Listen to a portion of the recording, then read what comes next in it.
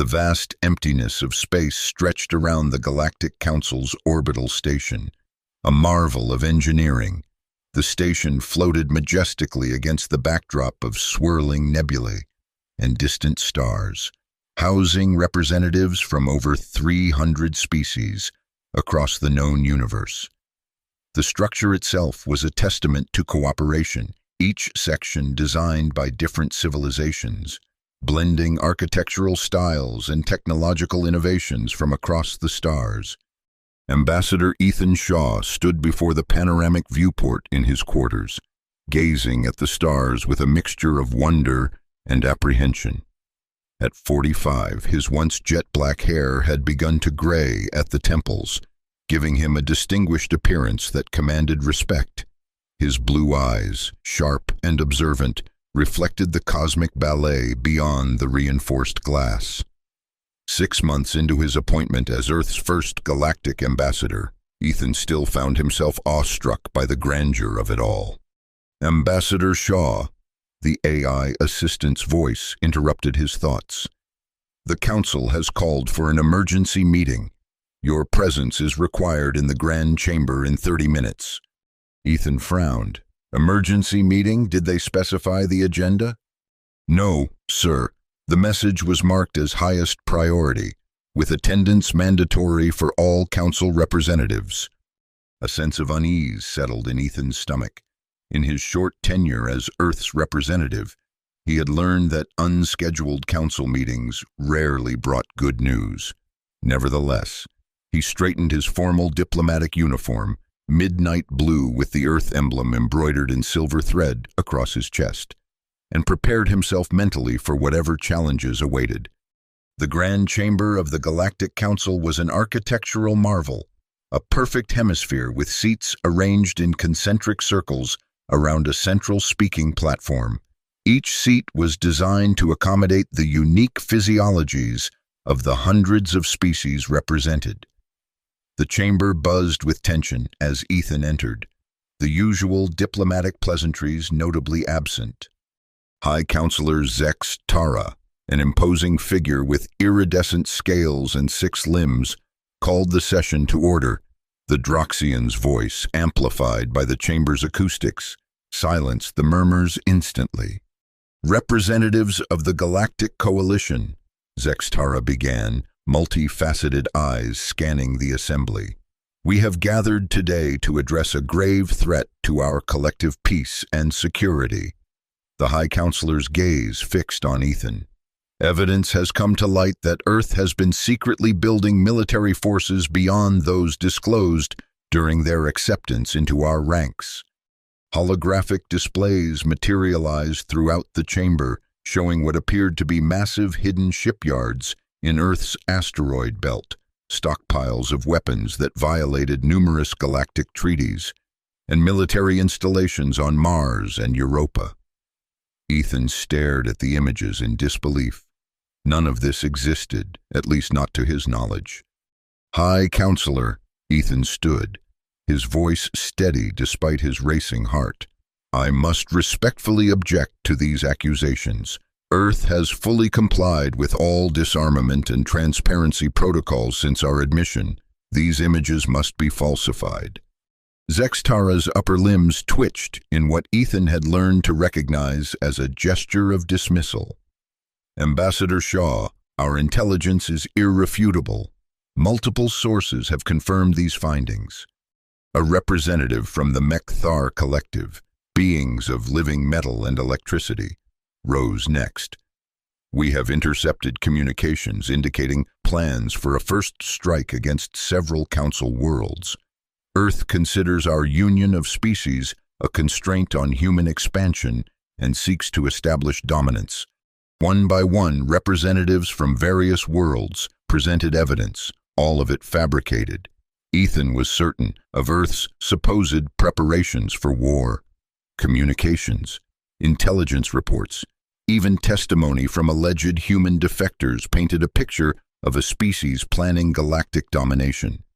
Throughout the accusations, Ethan maintained his composure, refuting each claim with logical arguments and requesting independent verification of the evidence. but he could sense the tide of opinion turning against him. The atmosphere in the chamber grew increasingly hostile. "I demand the right to present counter-evidence," Ethan declared. "Under Section 7 of the Galactic Charter, any accused world has the right to defend itself before this council. Your rights under the Charter have been temporarily suspended," Zextara replied coldly. "The security risk is too great. Earth has demonstrated a pattern of deception that cannot be ignored." Ethan's diplomatic training barely contained his outrage. "This is a violation of the very principles this council was founded upon. If you deny Earth due process, you undermine the legitimacy of this entire institution." His protests fell on deaf ears. A vote was called, bypassing normal procedures, on whether to impose sanctions against Earth and place the planet under galactic quarantine until a full investigation could be completed. The outcome was a foregone conclusion.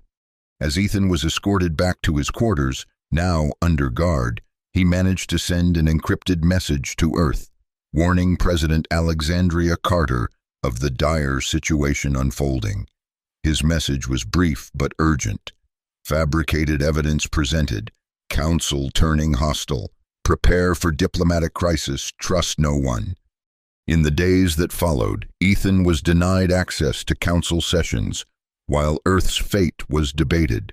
The guards outside his quarters were tripled, and his communications were severed, isolated, and increasingly desperate. He could only imagine the panic his message had caused back home. On Earth, President Alexandria Carter convened an emergency meeting of her Security Council. At 58, Carter was a formidable leader with a distinguished military background before entering politics. Her silver hair was cut in a practical bob, and her green eyes reflected both intelligence and steely determination. "Ladies and gentlemen," she addressed the gathered officials in the White House Situation Room, "we face an unprecedented crisis. Ambassador Shaw's warning suggests a coordinated effort to frame Earth as a threat to galactic peace." General Lucas Branson, a battle-hardened veteran with a square jaw and perpetual frown, spoke up. "Madam President, if I may be blunt, this confirms what some of us have suspected since our admission to the Council. Certain factions never wanted humans at the table. The question is why now?" asked Dr. Helena Zhang, head of Advanced Defense Research.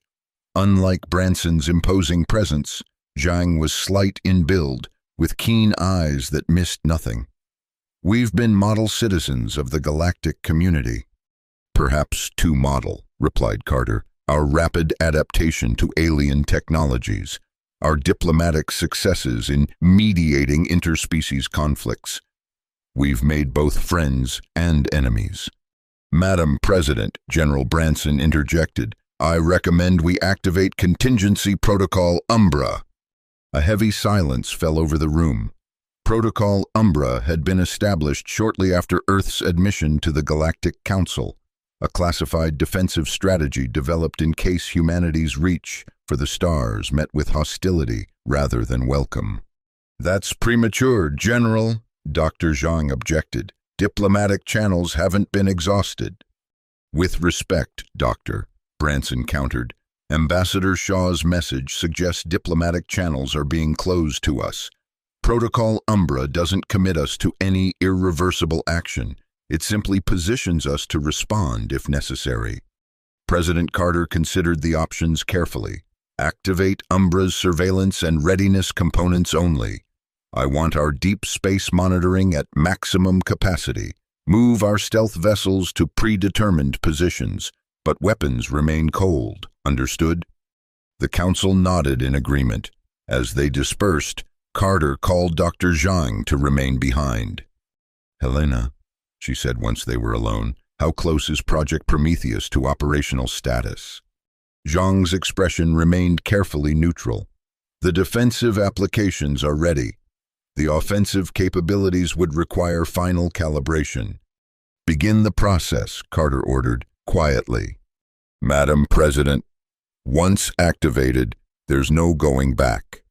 "I understand that better than anyone," Helena, but I won't leave Earth defenseless if the worst comes to pass. Back at the Galactic Council station, Ethan was finally summoned to appear before what was described as a special tribunal. The Grand Chamber had been reconfigured, with most representatives absent. Only a panel of 7 council members, representing the most powerful species, sat in judgment. High Counselor Zextara addressed him without preamble. Ambassador Shaw, this tribunal has reviewed all evidence concerning Earth's violations of galactic peace accords. Additional information has come to light suggesting that you personally coordinated these military preparations while presenting a facade of cooperation.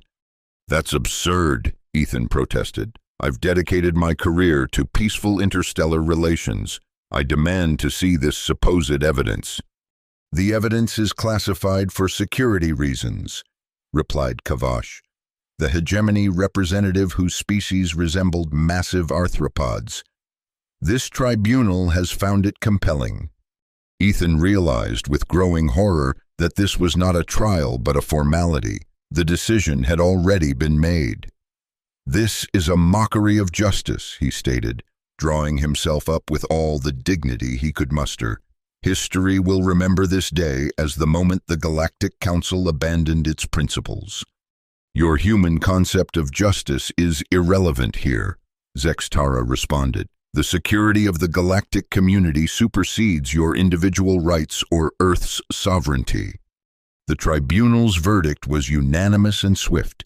Ethan Shaw was found guilty of conspiracy against galactic peace, deliberate deception of the Council, and preparation for aggressive warfare. The sentence, announced with cold finality, was execution, to serve as a warning to Earth and any other world that might consider challenging the Council's authority. Ethan was permitted one final communication with Earth. Under close supervision, he recorded a message for President Carter. Madam President, they have sentenced me to death based on fabricated evidence.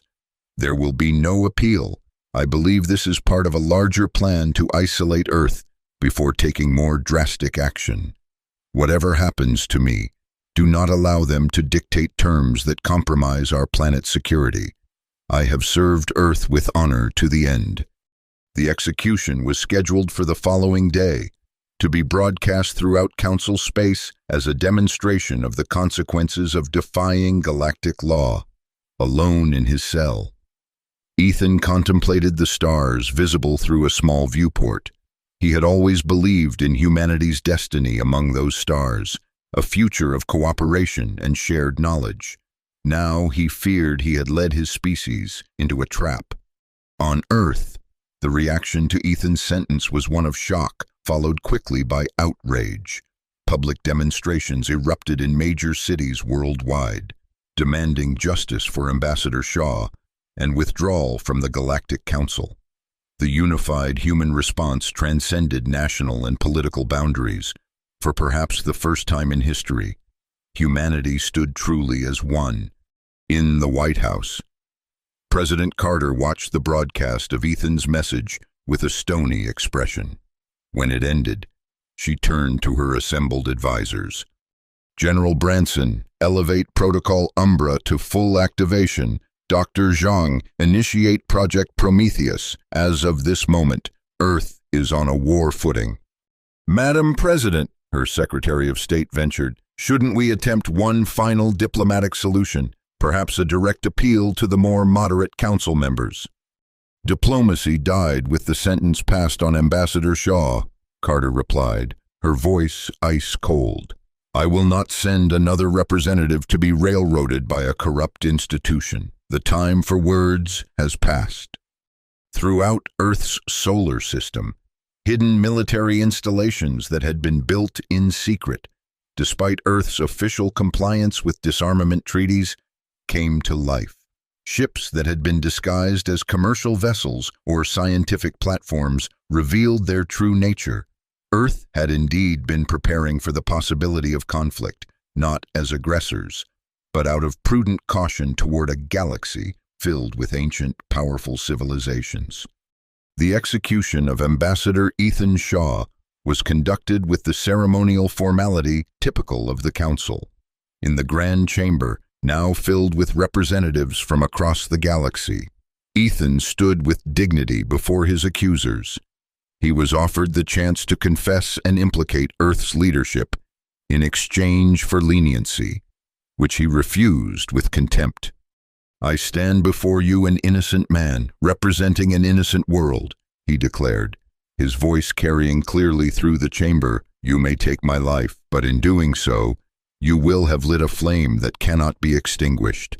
Humanity has overcome every challenge in its path: war, disease, environmental catastrophe, divisions among ourselves. We reached for the stars with hope, not malice. Remember that when you face the consequences of this day's work." The execution method chosen was meant to be humane, a field that would instantaneously stop all neural activity. As Ethan Shaw's body crumpled to the floor of the grand chamber, a ripple of unease passed through many representatives. Some had voted for this sentence out of genuine fear, others from political calculation, but few took pleasure in watching a sentient being die for crimes that suddenly seemed less certain. The broadcast of the execution reached Earth with a 17-minute delay, the time it took light to travel from the council station. President Carter watched without visible emotion, though those who knew her well could see the tightening of her jaw, the slight tremor in her clasped hands. When the transmission ended, she rose from her seat and addressed the nation. "My fellow citizens of Earth, today we have witnessed an act of barbarity disguised as justice. Ambassador Ethan Shaw, a man who dedicated his life to peace, understanding, and cooperation between species, has been murdered by the very institution he served with honor. This execution was not justice, it was intimidation. The Galactic Council sought to make an example of him, and by extension, of all humanity. They have succeeded only in revealing their true nature. Today, Earth formally withdraws from the Galactic Council and severs all diplomatic relations with member worlds. Furthermore, I am implementing Executive Order 1157, known as the Extermination Protocol. Throughout the solar system and beyond, humanity's hidden preparations were revealed. The Extermination Protocol was not merely a defensive stance, but a comprehensive strategy for taking the fight directly to those who had wronged Earth. General Branson's military forces moved with precision that shocked the galaxy. Earthships, using technologies that had been secretly developed by reverse engineering alien tech, launched simultaneous strikes against key Council military installations. The attacks were surgical and devastating, targeting command and control systems rather than civilian populations. Dr. Helena Zhang's Project Prometheus proved to be the true game-changer. For decades, humans had presented themselves as technological newcomers, carefully concealing breakthroughs in quantum physics, artificial intelligence, and weapons development. Prometheus encompassed technologies that could disrupt the fabric of space-time itself, generating localized singularities that could swallow entire fleets. The first demonstration of Prometheus came at the Battle of Proxima Centauri, where a Council response fleet had gathered to launch a punitive expedition against Earth. As the alien armada prepared to enter Earth's solar system, Dr. Zhang activated the Prometheus array. Space itself seemed to fold and distort around the Council vessels. When the effect subsided, 3/4 of the fleet had simply vanished, pulled into microscopic black holes that collapsed moments later. The galaxy reeled in shock. Humanity, supposedly a young, relatively primitive species newly admitted to the galactic community, had revealed itself as a devastatingly effective military power. The carefully cultivated image of humans as diplomatic, somewhat naive newcomers was exposed as a masterful deception. President Carter addressed the Council directly via an open transmission. "You believed you were dealing with children, that you could bully and intimidate us into submission. You executed our ambassador based on lies, expecting us to cower or beg for mercy. Instead, you have awakened a force beyond your comprehension. The extermination protocol is not a bluff or a negotiating tactic. It is a promise. Those responsible for Ambassador Shaw's death will face extinction. Those who stand aside will be spared. You have 24 hours to deliver the members of the tribunal that sentenced Ethan Shaw. After that, we will take them ourselves, along with anyone who shields them. Panic spread through the Council worlds.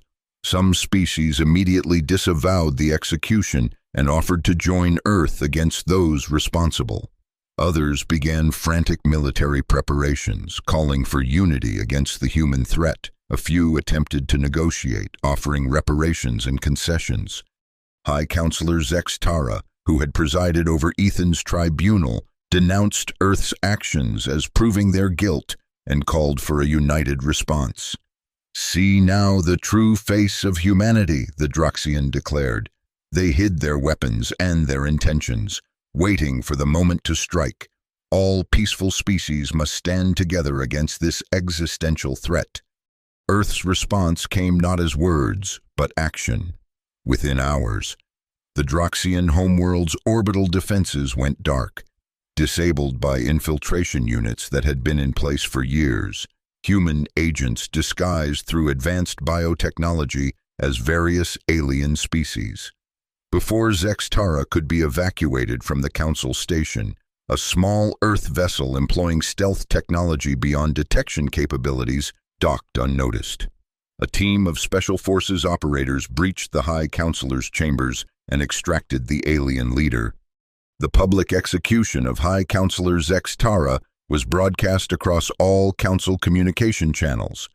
President Carter herself read the charges: conspiracy, falsification of evidence, judicial murder, before General Branson carried out the sentence using the same method that had been used on Ambassador Shaw. "An eye for an eye," Carter stated coldly.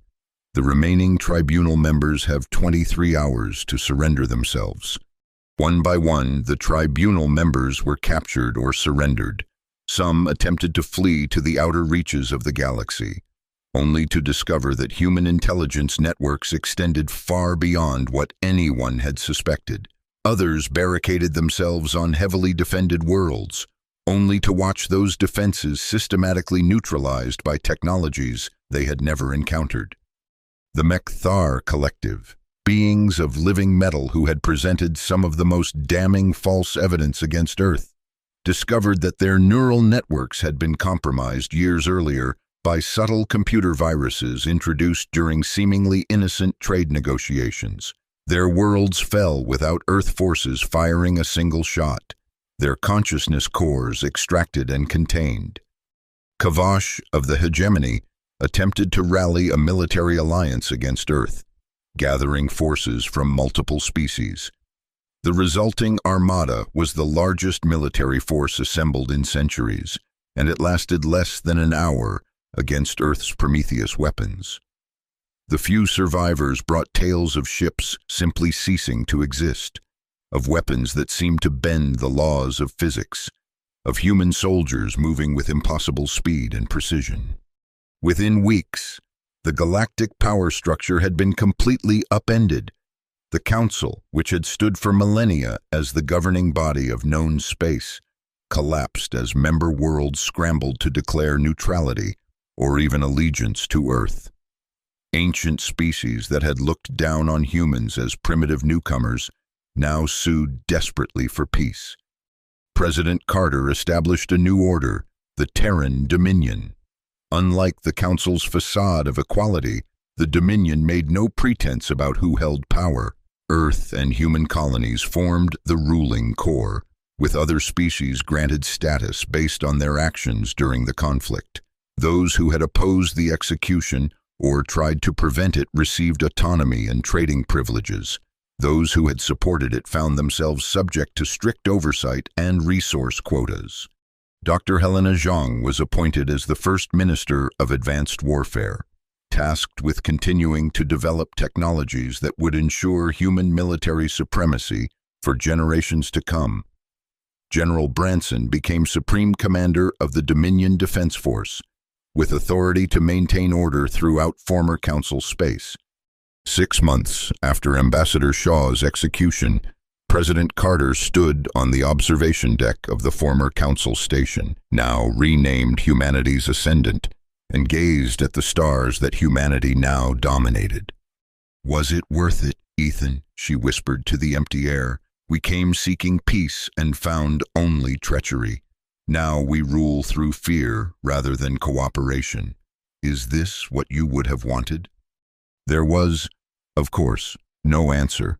But as reports continued to flow in from across the galaxy, of resistance movements being crushed, of resources being extracted from former Council worlds to fuel Earth's expanding empire, of species adapting to life under human dominion, Alexandria Carter knew that the galaxy would never be the same. The execution of one human diplomat had unleashed humanity's darkest potential, transforming a nascent member of the galactic community into its unquestioned master. In a private ceremony, a monument to Ambassador Ethan Shaw was unveiled in what had once been the Grand Chamber of the Galactic Council. The inscription read simply, "His death birthed an empire, his killers birthed their own extinction." Throughout human space, the day of Shaw's execution became known as Ascension Day, marking the moment when humanity cast aside the pretense of equality with other species and embraced its destiny as the ruling power of the galaxy. Schools taught children about the martyred ambassador whose death had necessitated humanity's rise. Military academies studied the extermination protocol as the perfect execution of a long-planned strategy. What few remembered or chose to recall was that humanity had once reached for the stars with open hands rather than clenched fists. That brief moment of genuine hope for cooperation had died with Ethan Shaw on the floor of the Council chamber, replaced by a cold determination that the galaxy would never again mistake human restraint for weakness. The irony was not lost on President Carter. The Council had executed Ethan Shaw based on false accusations that Earth was secretly preparing for war and galactic domination. In response, Earth had revealed that it had indeed been preparing for conflict, not as aggressors but as a precaution, and proceeded to dominate the galaxy exactly as the Council had feared. Perhaps they created their own prophecy. Carter remarked to Dr. Zhang during a private meeting a year after the conflict began. "They feared what we might become, and in doing so, they forced us to become exactly that." Or perhaps, Zhang replied thoughtfully, "they saw more clearly than we did. Perhaps this was always our destiny, and they simply accelerated the inevitable." Carter had no answer to that. As she signed another order expanding human authority over a formerly independent sector, she wondered if somewhere, somehow, Ethan Shaw could see what his death had wrought. The ambassador who had embodied humanity's highest ideals had, in his martyrdom, unleashed its darkest impulses. The extermination protocol had begun as vengeance for one man's unjust death, but it had evolved into something far more profound, a fundamental reordering of galactic civilization with humanity firmly at its apex. 3 years after Shaw's execution, the last of the Council species that had actively participated in his death sentence surrendered unconditionally to Dominion forces, General Branson, accepting the surrender aboard the flagship Retribution, quoted from ancient human history, "Vae victis, woe to the vanquished." The new galactic order established by Earth was not without benefits for compliant species. Human medical technology was shared with loyal worlds, extending lifespans and curing diseases that had plagued alien civilizations for millennia. Trade flourished under the strict but predictable regulations of the Dominion. Pirates and warlords who had operated in the shadowy margins of Council authority were systematically eliminated by Branson's forces. But underlying it all was an inescapable truth. The age of cooperation between equals was over. Humanity, once eager to learn from older civilizations, now dictated terms to them. The species that had once looked down on humans as newcomers now lived and died at human whim. On the 10th anniversary of what was now officially called the Liberation, President Carter, now styled Supreme Director of the Terran Dominion, stood before a gathering of human and alien dignitaries in the rebuilt council chamber. Behind her stood a massive statue of Ethan Shaw, his expression stern yet thoughtful, a reminder of both what humanity had lost and what it had gained. "A decade ago," Carter began, her voice carrying easily through the vast space, "a good man died in this chamber because he believed in something greater than himself, the possibility of true cooperation between different worlds and species. The people who murdered him believed they were protecting the galaxy from a threat that existed only in their prejudice and fear. In doing so, they created exactly what they feared most, a humanity united not in friendship but in righteous anger, determined never again to be victims. The Extermination Protocol was not merely a military response, it was a fundamental shift in our understanding of our place in the cosmos. We came to the stars hoping to be accepted as equals. We discovered that equality must be taken, not given." Throughout the chamber, representatives of dozens of species listened in silence. Some had fought against Earth and now served as conquered vassals. Others had allied themselves with the Dominion early in the conflict and enjoyed privileged status. All understood the unspoken message beneath Carter's words. The hierarchy established by human victory was permanent. "As we move forward," Carter continued, "the Dominion offers both opportunity and warning. Those who embrace human leadership will find us generous partners. Those who resist will find us implacable enemies. This is the legacy of Ethan Shaw, not the galaxy he dreamed of, perhaps, but the galaxy that his sacrifice made necessary." The gathering concluded with the unveiling of a new monument, a massive holographic display showing the moment of Shaw's execution, frozen in time as a permanent reminder of both his martyrdom and the consequences that had followed. It would remain active day and night, visible to all who entered what had once been the seat of galactic governance and was now the center of human power. As the dignitaries dispersed, Dr. Helena Zhang approached Carter privately. Now in her 70s, Zhang remained the driving force behind the Dominion's technological supremacy, her mind as sharp as ever despite her advancing years. "A powerful speech. Supreme Director," Zhang commented, "though I wonder if Ambassador Shaw would recognize the galaxy we've created in his name." Carter's expression remained impassive. "He's not here to object, Helena. The dead don't get to dictate policy." "No," Zhang agreed, "but sometimes I wonder if we've become what we once despised.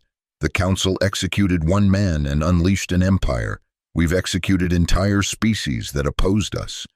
"Only those who gave us no choice," Carter replied sharply. "The others learned to adapt." "Is that what we'll tell future generations, that the galaxy left us no choice but to rule it?"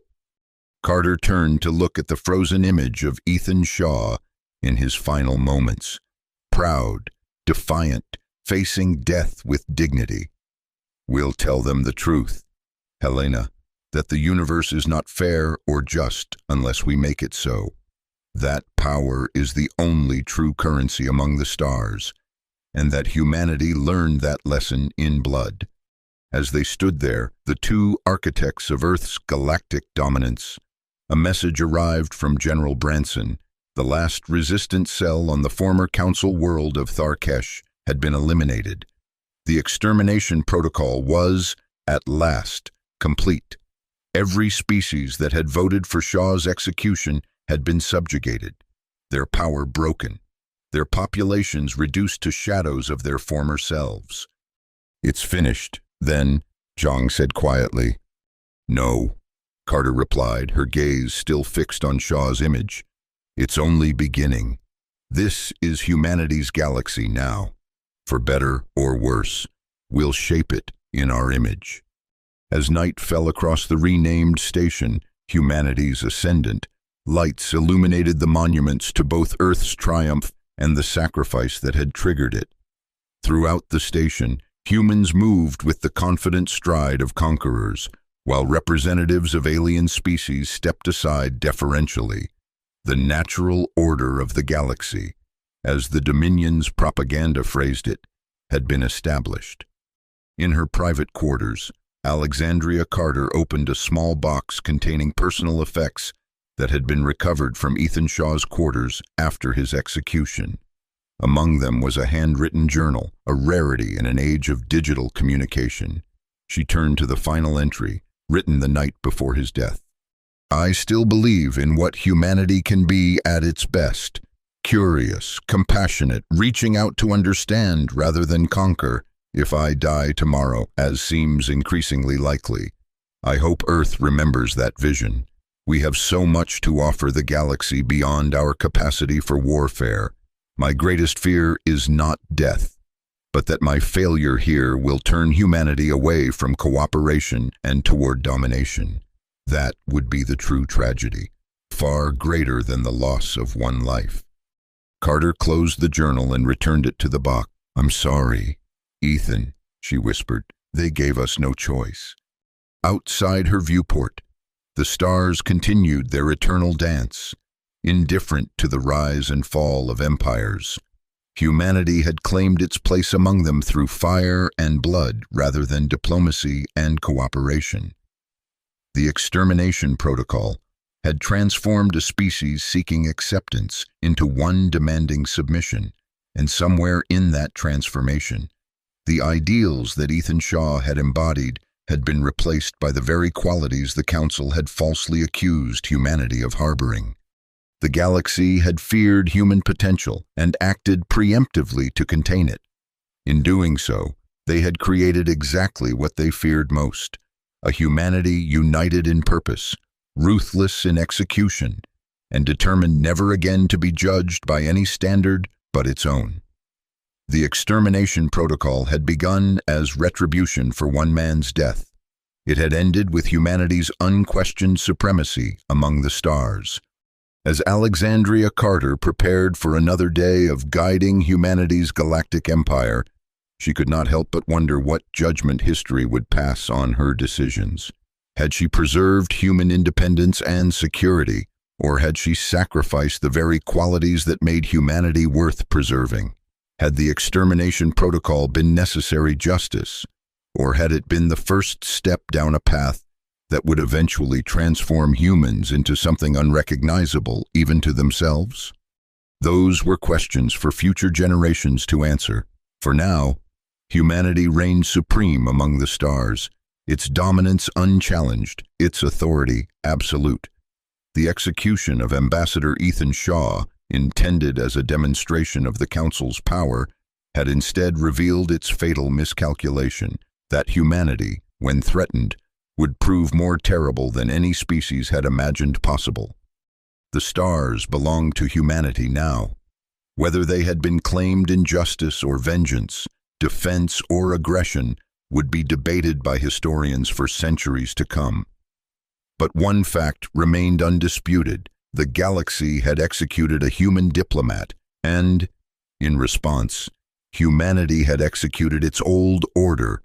In its place stood the Terran Dominion, born in fire, baptized in blood, and determined never to show the weakness of mercy that had cost Ethan Shaw his life. The Extermination Protocol was complete. Humanity's ascension had only just begun.